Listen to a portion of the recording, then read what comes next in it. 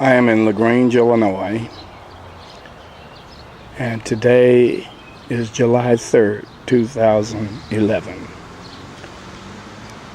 This is the home that I was raised in for the first 9 years of my life. The address is 43 Bluff Street, Grange, Illinois. This is where I learned how to become an individual, a person, a boy, all of that. And if you'll notice that we have 2.5 floors in our home. The first floor is the floor that I lived on. Maddie Stevens and her family lived on the second floor. And there was an attic. But this is the home that I was raised in. This is the only home that I've ever known. I had my good times and I had my bad times. The bad times came during my lockup in the basement, incarceration. And this was done by my sisters, Frankie and Leticia.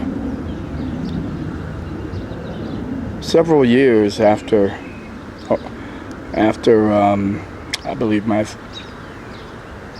4th birthday or so, I think, the Hazel Bennett family came to live with us on the first floor.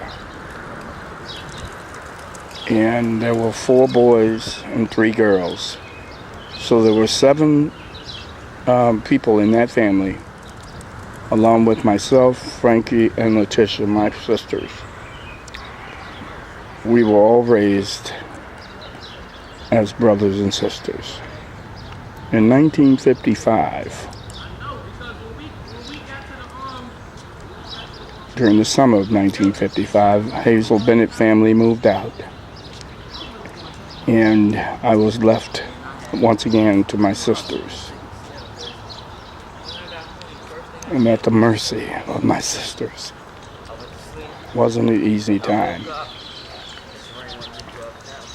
Because in that same year, in that same summer, I was abruptly removed from this home and taken directly to Chicago to the RDJ Juvenile Detention Center, where I would remain for the next 3 months, awaiting a placement of my first foster home.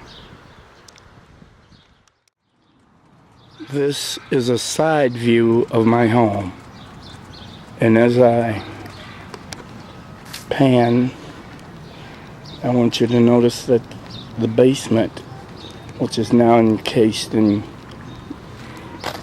burglar-proof glass, is the basement that I was incarcerated in for, I would say, about 6 years,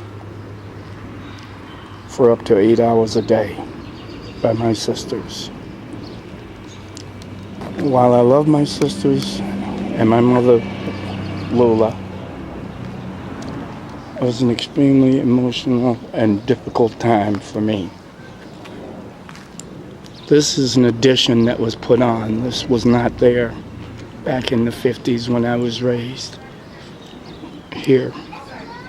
But the door leading down to the basement is within that door that you see.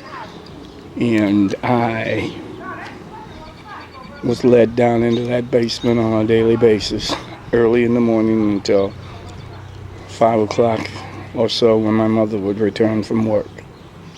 It's the only time that I was out of that basement is when she went to work, or when she was home.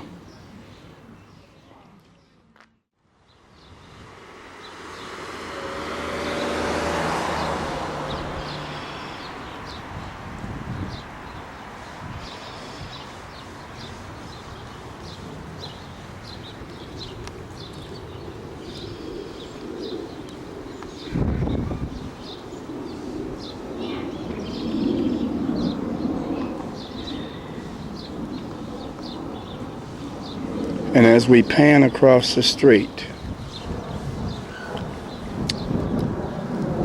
to that home right there, the brown one, this is the home, or was the home, of Alan Bowman. He would become the only childhood friend of my life. And in 1955, the summer of 1955, I would never see him again after being removed from my home in handcuffs by the juvenile authorities. I never saw him again. I've looked for him on Facebook. I've looked for him every imaginable place. I've sought him out.